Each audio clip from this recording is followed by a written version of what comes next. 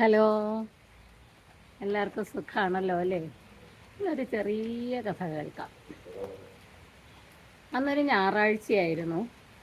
രണ്ട് കുട്ടികൾ ഇങ്ങനെ കളിച്ചുകൊണ്ടിരിക്കുകയായിരുന്നു. കളിച്ച് വൈകുന്നേരമായപ്പോൾ അവർ പറഞ്ഞു, ഓ നാളെ വീണ്ടും തിങ്കളാഴ്ച സ്കൂളിൽ പോകണമല്ലോ. അപ്പോൾ അതിലൊരു കുട്ടി പറഞ്ഞു, നമുക്ക് നാളെ സ്കൂൾ മുടക്കമാകാൻ ഒരു കാര്യം ചെയ്താലോ? എന്താണ്? നീ വരൂ എന്ന് പറഞ്ഞ് അവൻ ആ കൂട്ടുകാരനെയും കൂട്ടി അവിടെ മേഞ്ഞുകൊണ്ടിരുന്ന 3 ആടുകളെ പിടിച്ചു വന്നു. എവിടെ നിന്നൊക്കെയോ കുറേ പെയിന്റ് സംഘടിപ്പിച്ച് ആ 3 ആടിൻ്റെ പുറത്തും ആദ്യത്തെ ആടിൻ്റെ പുറത്ത് 1 രണ്ടാമത്തെ ആടിൻ്റെ പുറത്ത് 2 എന്നും മൂന്നാമത്തെ ആടിൻ്റെ പുറത്ത് 4 എന്നും എഴുതി സ്കൂളിലേക്ക് മേയുവാൻ വിട്ടു.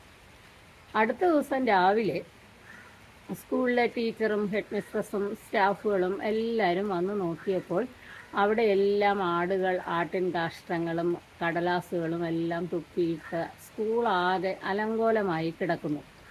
അപ്പോൾ അവർ ഈ ആടുകളുടെ മേത്ത് എഴുതിയിരിക്കുന്ന നമ്പറുകൾ ശ്രദ്ധിച്ചു. 1, 2, 4. അപ്പോൾ പിന്നെ അടുത്ത അന്വേഷണം ഈ മൂന്നാമത്തെ ആട് എവിടെ പോയി എന്നാണ്. അങ്ങനെ അവർ സ്കൂൾ മുഴുവൻ എല്ലാ സ്റ്റാഫുകളും ടീച്ചേഴ്സും എല്ലാവരും ഈ മൂന്നാമത്തെ ആടിനെ തേടി തേടി നടക്കുവാൻ തുടങ്ങി. അങ്ങനെ അന്ന് സ്കൂളിന് അവധിയും കിട്ടി കേട്ടോ. കുട്ടികളുടെ ബുദ്ധി നടന്നു. ഇതുപോലെയാണ് നമ്മളുടെ ജീവിതത്തിലും അല്ലേ? ഇല്ലാത്തതിനെ തേടിയാണ് നമ്മളുടെ നടപ്പ് എല്ലാം. നമുക്ക് കിട്ടാത്ത സൗഭാഗ്യങ്ങളെക്കുറിച്ചും നേടാൻ കഴിയാത്ത കാര്യങ്ങളെക്കുറിച്ചും എല്ലാമാണ് ഏറ്റവും കൂടുതൽ നമ്മൾ ചിന്തിക്കുന്നത്.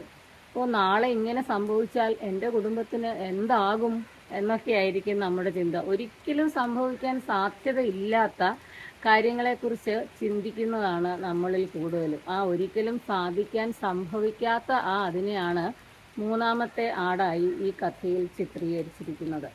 അതുകൊണ്ട് നമുക്ക് കിട്ടിയ നേട്ടങ്ങളെക്കുറിച്ച് മാത്രം ചിന്തിച്ച് ഇനി എന്തു വരാൻ പോകുന്നു എന്നോർത്ത് ഒരിക്കലും ഭയപ്പെടാതെ വളരെയധികം ധൈര്യത്തോടെ മുന്നോട്ട് പോകുവാൻ ശ്രമിക്കുക.